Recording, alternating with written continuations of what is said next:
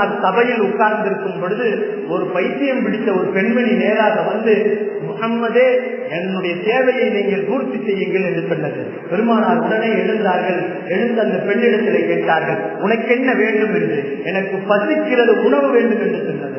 பைத்தியம் பிடித்த அந்த மனிதர்களுக்கு கூட, பெண்ணுக்கு கூட பெருமானார் சென்று போய் உணவு வாங்கி கொடுத்து வந்து கண்ணியத்தை பெருமான் ஸல்லல்லாஹு அலைஹி வஸல்லம் அவர்கள் கௌரவமாக, கண்ணியமாக, பணிவாக நடந்து கொண்டார்கள் என்பதை வரலாறுகள் நமக்கு சொல்லி காட்டப்படுகிறது. கண்ணியத்திற்குரியவர்களை, அல்லாஹ்வுவின் நல்லடியார்களே, பெருமானார் ஸல்லல்லாஹு அலைஹி வஸல்லம் அவர்தான் அப்படித்தான் ஒரு நாள் மார்க்கெட்டுக்கு போனாங்க. கடைவீதிக்கு போனாங்க. கடைவீதிக்கு போனா ஒருத்தர் ஒட்டகம் வச்சுட்டு இருந்தார். ஒரு அரபியர் ஒட்டகம் வச்சுட்டு இருந்தார். நபி ஸல்லல்லாஹு அலைஹி வஸல்லம் அந்த ஒட்டகத்தை விலை பேசினாங்க. விலை பேசும்போது ஒரு ஊக்கியா என்று விலை பேசினார்கள். பேரித்தம்பழம் தரேன், எனக்கு ஒட்டகத்தை கொடுத்துரும் என்று சொன்னார்கள். அன்னைக்கு பண்ட மாற்றங்கள் தான், பணமாற்றங்கள் இல்லை.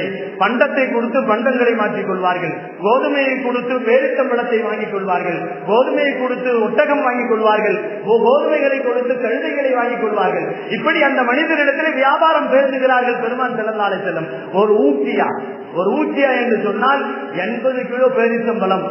இன்றைய காலகட்டத்தினுடைய அளவுகோல் எவ்வளவு என்று சொன்னால் 80 கிலோ பேரித்தம்பழத்தை இந்த ஒட்டகத்திற்கு பகரமாக நான் தருகிறேன், இந்த ஒட்டகத்தை கொடு என்று சொன்னார்கள் பெருமான் ஸல்லல்லாஹு அலைஹி வஸல்லம். ஒப்பந்தம் முடிந்து விட்டது, தருகிறேன் என்று சொன்னார்கள். 80 கிலோ பேரித்தம்பழத்தை தர வேண்டும் என்று பெருமான் ஸல்லல்லாஹு அலைஹி வஸல்லம் வீட்டுக்கு ஆள் அனுப்பி பேரித்தம்பழம் எடுத்துட்டு வாங்கட்டாங்க. வீட்டுக்கு போனா ஒரு பேரித்தம்பழம் கூட இல்லை. நபிகள் நாயகம் ஸல்லல்லாஹு அலைஹி வஸல்லம் அந்த வியாபாரிகிட்ட சொல்றாங்க, எப்ப நான் பேரித்தம்பழம் வீட்டுல இருக்கும்னு நினைச்சிட்டு விலை பேசிட்டேன், இந்த பேரித்தம்பழம் என்கிட்ட இல்லைன்னு சொன்னதுதான் பெருமான் ஸல்லல்லாஹு அலைஹி வஸல்லம் அந்த காட்டரவி பெருமானாரை என்ன திட்ட வேண்டுமோ அவ்வளவு திட்டினார். குறைஷி வம்சம் பூராவும் இப்படித்தான், முகம்மதுடைய வம்சங்கள் பூராவும் இப்படித்தான்.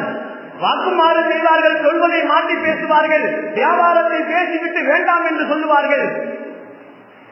சஹாபாக்கள் எல்லாம் பயங்கரமாக பார்த்துக்கிட்டு இருந்தவங்க உமர் ரலியல்லாஹு பக்கத்தில் இருந்த வாள்ல இருந்து கத்தியை உருவி நாயகமே அனுமதி மட்டும் கொடுங்க, அவருக்கு அடுத்து எடுத்துட்டாங்க. சொன்னாங்க, அமைதியா இருங்க, அவருக்கு பேசுறதுக்கு உரிமை இருக்கு, நான் கேட்கறதுக்கு உரிமை இருக்குன்னாங்க. எல்லாம் பேசி முடிஞ்சார். அவர் எல்லாம் திட்டாரு.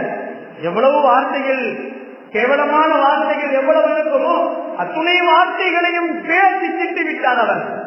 ஆனாலும் பெருமானார் ஸல்லல்லாஹு அலைஹி வஸல்லம் அமைதியாக இருந்து கொஞ்ச நேரம் பொறுத்து ஒரு சஹாபியினுடைய பெயரை சொல்லி அவருக்கு போய் நீங்க 80 கிலோ பேரித்தம்பழம், ஒரு ஊக்கியா பேரித்தம்பழம் வாங்கிட்டு வாங்க.